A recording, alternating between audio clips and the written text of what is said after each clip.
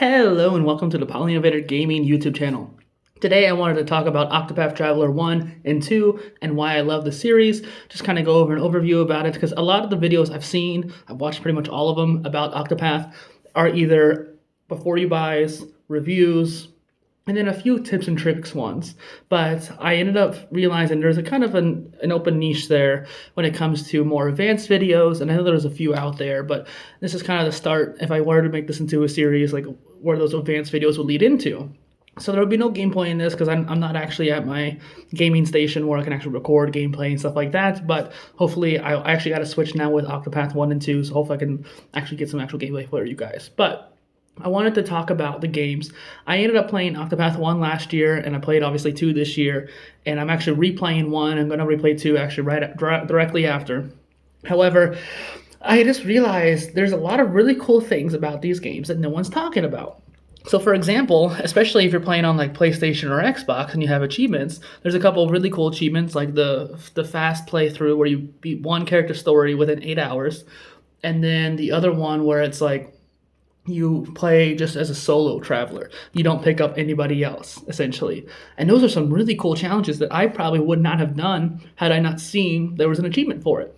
So for anyone who's playing on Switch, for example, you might have not ever even known about that playthrough. And so I wanted to kind of bring that up to mind and talk about my experiences with that as well.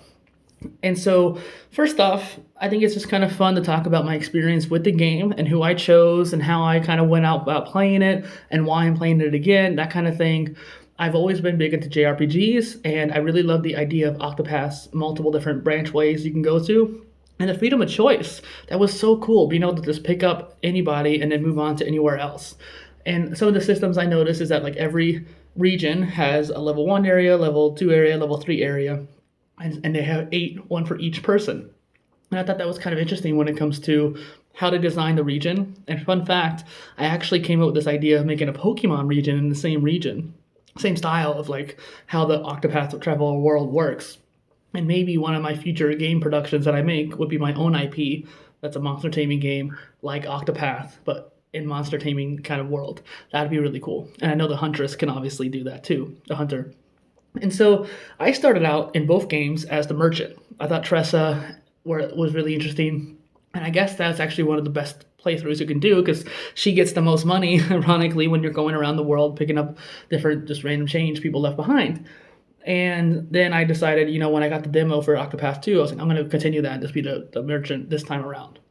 Never got around to playing Champions of the Continent because I don't like touchscreen controls. Ironically, I do have the Retroid Pocket 4 Pro, and you can map touch controls or like stuff to the screen to hardware controls. So I was able to map the analog stick to movement, for example, which is really cool.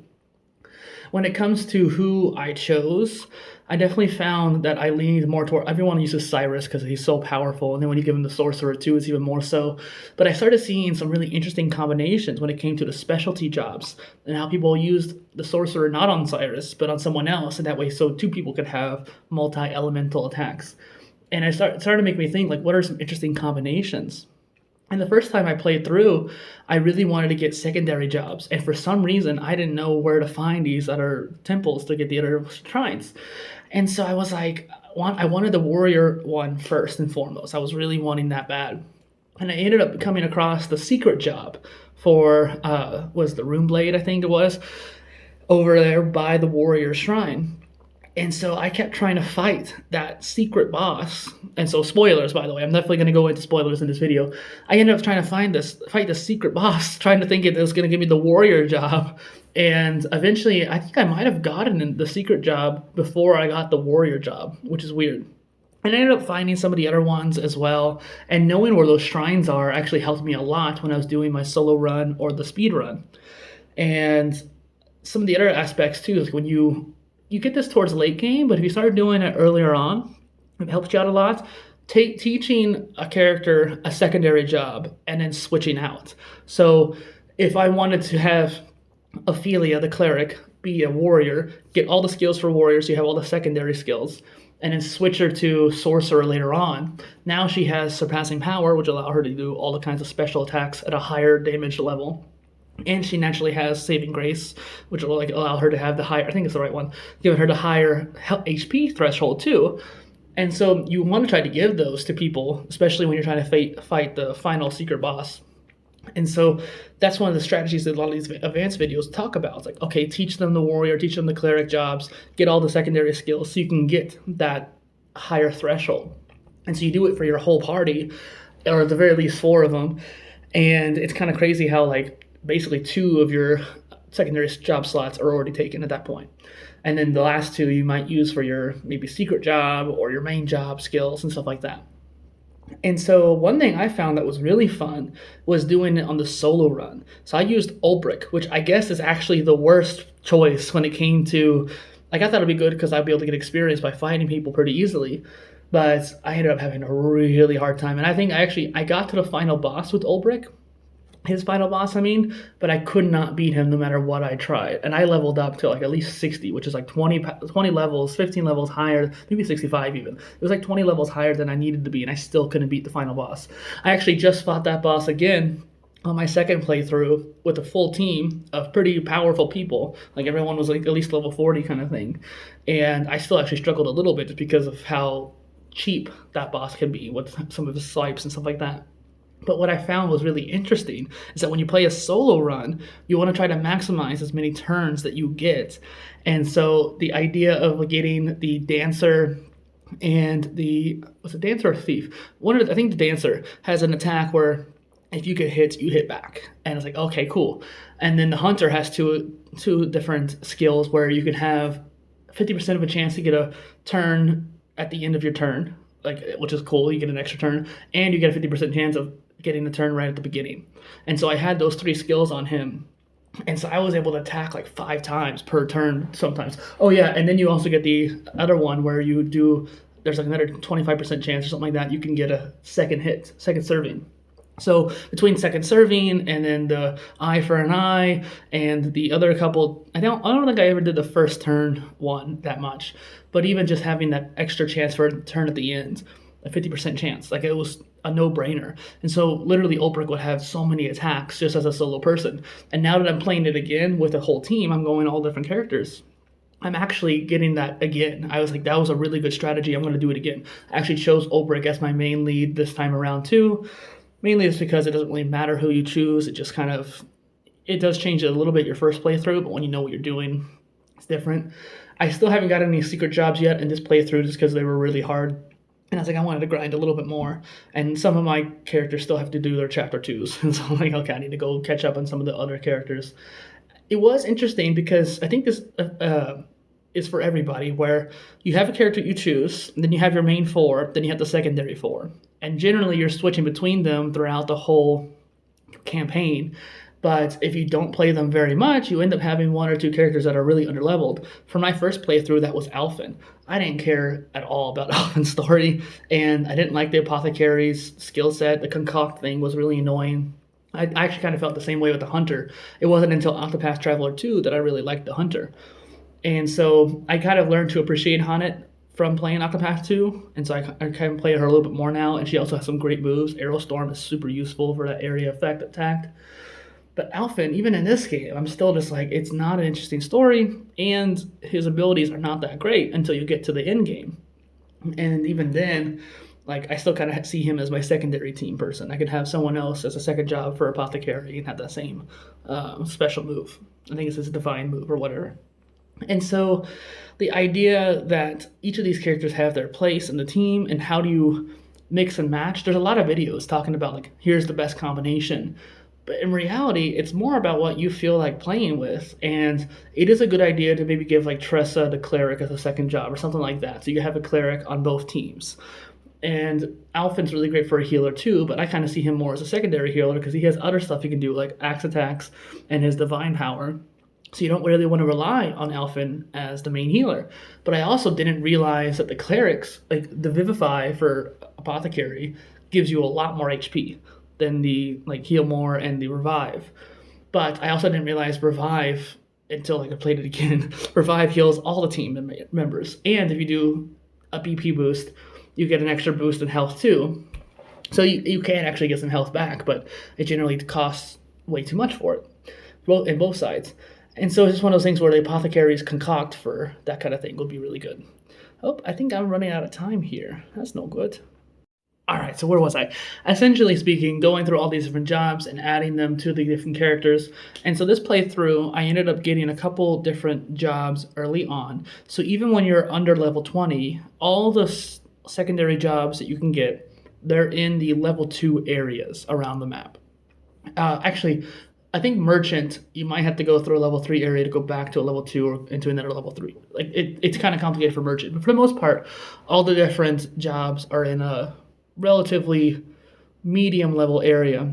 And that could be dangerous if you're not careful. But if you just kind of save scum a little bit and just let the autosave save you every once in a while, or run away from battles, or if you can, fight the battles if you have enough characters to kind of make up for and get some extra experience that way, you can often go get those secret jobs before it's like before you should be able to. And so that's kind of nice. So that way when you're playing chapter 1, chapter 2, or it was really nice when I started getting my last 3 characters, I ended up having 7 out of 8 jobs already. The one I didn't get was merchant, and that was because it was a little farther away.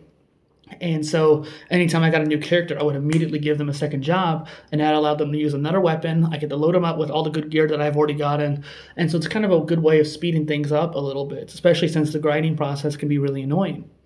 And I actually just recently took my characters into a level 50 cave and started fighting the boss in there. And just because of how well, even though they're 10 levels too short for most of them, just because of how well they're prepared equipment-wise, job-wise, and even just the secondary skill-wise, I was able to beat the boss pretty quickly too, no less.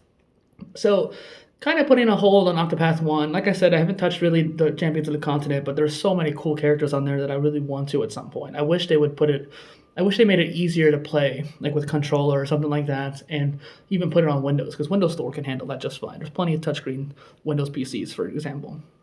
And then Octopath 2, that was really interesting. I definitely lean more towards 2. I think a lot of people don't realize how good it is. It's been rated pretty well, but it took a while to sell well, but it has sold well since then. But just a little tidbit here, it was kind of annoying. I played originally on Xbox for Game Pass, and Octopath 2 did not come out on Xbox, not for like 4 more months after. And so I'm sitting there, Octopath 1 came on Xbox, why isn't 2? And then for some reason on PlayStation, Octopath 2 came out, but not the first one. So the only console that had 2 was the Switch. Both of them, I mean. Now Xbox has both, but I didn't quite realize that until I got both the Switch copies, and I was like, you know what, I like it portable as it is. Oh, one thing I want to mention too, maybe it's just because I'm a graphics nerd, but I noticed a difference between the Xbox 4K quality and obviously the lower resolution of the Switch. And you would think for a pixel game like this, obviously there's some 3D aspects to it, but 3D looks pretty much the same. It's actually the pixels, the sprites, that look kind of blurry. They look a little bit lower quality on the Switch, even in docked mode, which should be at least 1080p. But for some reason, they're just not that crisp. I think either it's overly anti-aliased or something like that, or maybe they just need to push the graphics a little bit harder just to make it look a little bit nicer, because it is surprising to me how not as good quality or crisp as it looks on the Xbox. Now, I will say performance is pretty good. I don't think I've ever had it lag up on me, which is kind of surprising considering how much effects can go on screen and having all these different characters and stuff like that. So that's good. Back to Octopath 2. I actually decided that this next playthrough I'm going to do is I wanted to do Hikari, and I think that's why I chose Ulbrich for the first game too. I'm deciding to do both. I don't know why. Each time I play through, I'm kind of just choosing the same class for both games. Hikari was probably my favorite in the second game. And in the first game, I am pretty partial to Tressa. And it was one of those things where each of the characters, like I didn't care for Alphen, for example, but I think Cassie's her name in the second game, she was a much more engaging character. However, for like the Scholar, I didn't really care for the Scholar in the second game. It was a great story, and I definitely like his ending. But I found myself just he was my last character. Like I was so not wanting to go get him because it just seemed tedious, honestly. And so I think I could have enjoyed him more if I got him sooner, but I think Cyrus does a lot better job as the Scholar. And so it's really interesting to think about how each game has their own different ways. I definitely enjoyed Throne versus Therion. I like Therion too, but Throne had a much more engaging theme story. So it's really interesting to compare how they change things up for the second game when it comes to each of these different job stories. I'm trying to think. Like Hikari, Ulbrich had a pretty good story, but Hikari had a very deep story. And he was one of the first ones where I was like, I want to finish his story like very quickly. Like I want to get it done. And his final city is so far away. I think they did a better job at making the final destinations in the second game a little bit harder to get to and stuff like that. And it definitely was really interesting when it came to how the characters interact with each other, because I never cared about doing those little side conversations, cutscenes in the first game. I hate how it broke up the concept, and it would have been much nicer just to have a character show up in the cutscene that she's fighting a boss and talking the final talk about the boss, and then all of a sudden your companion says something too, like, "Hey, don't do this. You're not that kind of person," something like that. But that never really happened in either game, really, until you get to like those combined stories. And I thought that was pretty cool. But it's kind of annoying how you only get about 2 chapters for a combined story, maybe 3 for a couple of them, I think. I did find it really interesting how in the second game, some characters will have 5 chapters versus other ones having 4. But it's more about the size of those chapters too. So yeah, there was 5, but 3 of them were pretty short. And so just really interesting how that kind of worked out. And I think they got a little bit more loose with their rules about that. They didn't have to have every character be exactly the same. And that was kind of the same issue with like Breath of the Wild or Tears of the Kingdom. Like every dungeon was the exact same. So every character you're presuming had the exact same thing. And so you definitely find the same kind of pattern where you go to a town, you talk to somebody, you use their ability, then you talk to somebody, you fight a boss, and then you're done, right? Maybe use your ability again one more time in that kind of scenario. But for the most part, that's how it goes. And the second game, it follows that same format a little bit, but I think you have a couple more steps in there. Like you might talk to a couple more people. You might have to use your other ability at night. I actually kind of thought when I first heard about Octopath 2, the whole being able to turn the day and night on, like at your whim, I thought that was a bad idea. I thought that was kind of gross. Like I don't want to have that level of control. I want to be immersed. It ended up being pretty seamless, and especially when you want to use your abilities.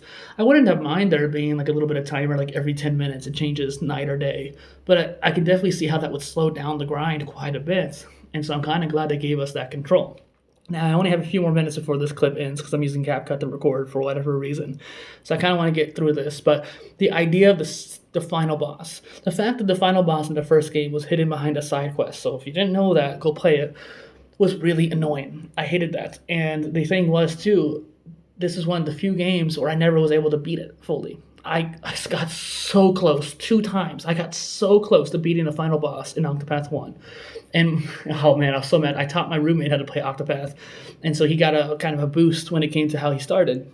And I'm happy to do that. But he was able to beat the final boss on the first try because he had a much more like built out team. Whereas I was learning it all for the first time.